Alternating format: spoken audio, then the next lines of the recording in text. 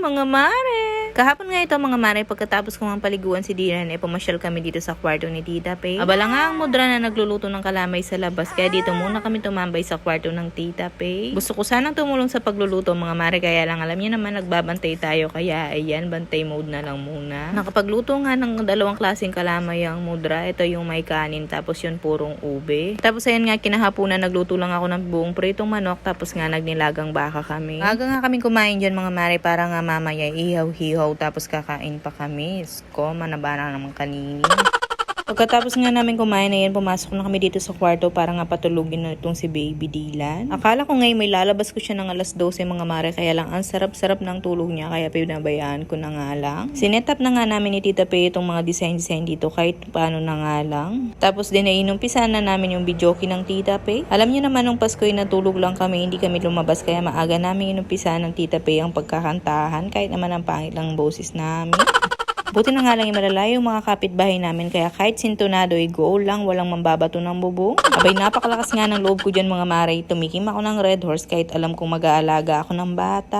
Tapos ayan ang Tita Pay, mojito na tinamplahan ng juice yung sa kanya. Tapos nga yung sa akin ay Red Horse, kas kan milob na.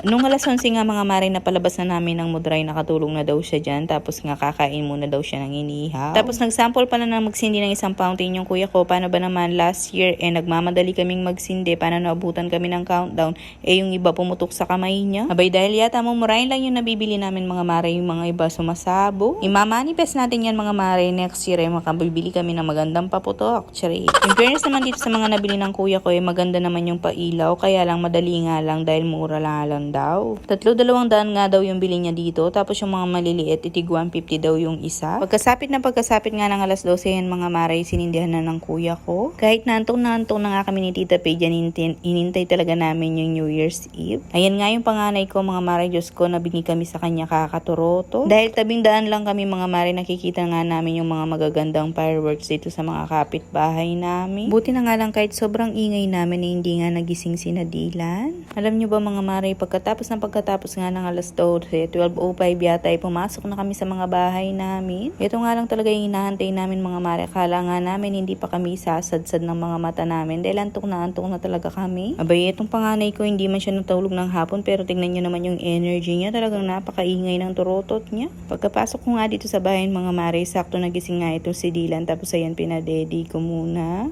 Pagkatapos naman niyang dumedi mga mare, natulog din naman agad. Nagising nga siya ng alas 4 mga mare, binigay ko siya kay Papa Choy, tapos nga natulog muna ako. Gising nga ako ng alas 7 mga mare, binigay nga sa akin, inaantok na kaya yan pinatulog ko sa duyan niya. Hindi ko nga napansin mga mare na napasarap talaga yung tulog ko, alas 7 na nga akong bumangon. Pagkabangon ko nga mga mare, naligo na nga ako, tapos ayun pala yung mga niluto ng mudra, nagkari-kari nga pala siya. Tapos gumawa din pala siya ng sipu egg, tapos nagprito naman ako ng Shanghai. Iniwa ko nga lang sa dalawa yung Shanghai, tapos nagluto din ng lasagna yung kuya ko. Ang sarap nga nito. Tapos nga ang dami pa nga namin tira-tirang barbecue, inihaw na nga lang namin ulit. Diyos ko mga mare, kasama nga namin nagse-celebrate ng New Year itong mga bibi ng Papa Choy. Diyos ko, karusing na pa mo. Abay, syempre may okasyon naman, kahit nga pangit yung mga boses namin ni Tita Pay, sige pa rin sa singalong. O siya mga mare, Happy New Year and Merry Christmas!